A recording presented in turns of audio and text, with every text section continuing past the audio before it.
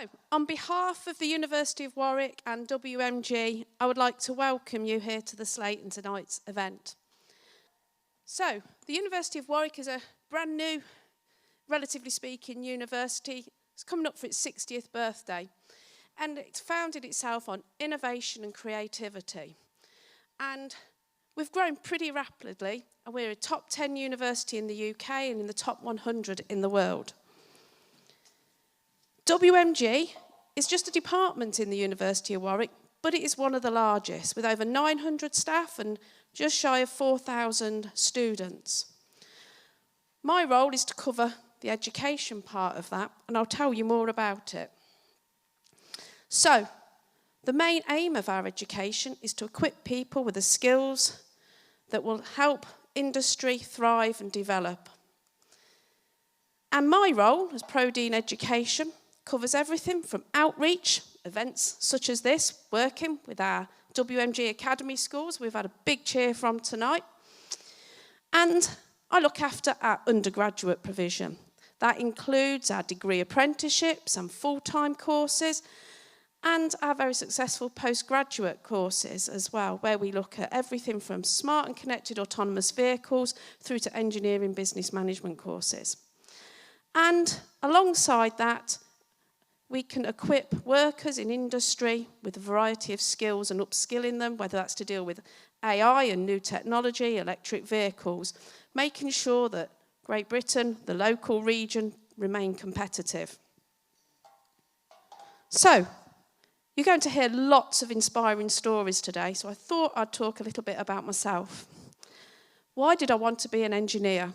Quite simply, I enjoyed technical drawing and the creativity required to design products. At 16, I wanted to be a design engineer, and so I left school and started a 4-year technician apprenticeship.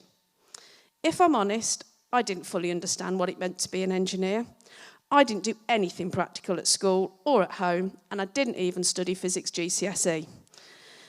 And it didn't cross my mind that as a girl I'd be in a minority, or that because I had one hand, I would have difficulties. In fact, the only naysayers were the school teachers, saying I was wasting my academic ability by doing engineering. The first year of my apprenticeship was in a training school where I learned to use a variety of machines, weld and solder, and made a sheet metal toolbox, which I still have today. In all these activities, the only time I struggled was on a milling machine. I needed 2 hands, and I always had to ask for help to change the tooling. When I started to receive a bit of ribbing from the other apprentices who suggested I shouldn't keep asking for assistance, I pointed out the problem, and could they do this one-handed? An apology quickly followed as they'd forgotten I was disabled. I remember my first day at college learning about manufacturing processes. I was fascinated, and as a bonus, I understood it. That was until the lecturer said, and your first assignment is to describe how to make a chisel. The theory made sense, but what was a chisel? I voiced the question, and I'm not sure whether the lecturer or my classmates were more shocked. It's fair to say I had to work really hard. I had a point to prove. I worked in different departments: assembly, test house, design, manufacturing and quality throughout my apprenticeship, learning all about the different aspects of machine tools and learning all about wheels, brakes and braking systems. Every day was different. I was always learning and being challenged. I achieved distinctions in my national and higher national certificates, and Dunlop Aviation supported me on a part-time degree. Whilst at Coventry University, I applied for a Whitworth scholarship, and it meant I could complete my degree full-time. That image is Sir Joseph Whitworth. Do look at their award schemes administered by the Institution of Mechanical Engineers. Whilst I was at Coventry, I was inspired by the lecturers, and I thought, I'd like to do that. Yet, on graduating with my Manufacturing and Business Studies degree, I returned to industry as a quality engineer and gained more knowledge and experience in aerospace and then machine tools at Jones and Shipman. Highlights include going to a customer's in Canada because a gearbox had failed. Not a highlight in itself, except we stripped it down, found there was nothing wrong with it, and I got to visit Niagara Falls. Eventually, my dream job was advertised, a lecturer in quality management at Coventry University. I took the same approach to my academic career as I did during industry. I built my experience, developed knowledge. I studied for my PhD part-time. I designed and managed courses from the foundation year in engineering, moving into engineering management. This degree was for European students, and I got to travel around Europe, France, Germany and Poland, recruiting students. Eventually, I got enough experience to apply for an associate head, responsible for 50 staff, thousands of students' timetables, and how we did the teaching and learning. I took that experience and applied for a secondment at the higher education body, Advance HE. I became the discipline expert for engineering and materials and travelled around the UK visiting universities, talking about professional teaching qualifications, best practice and conducting consultancy. I even did a consultancy project in Qatar.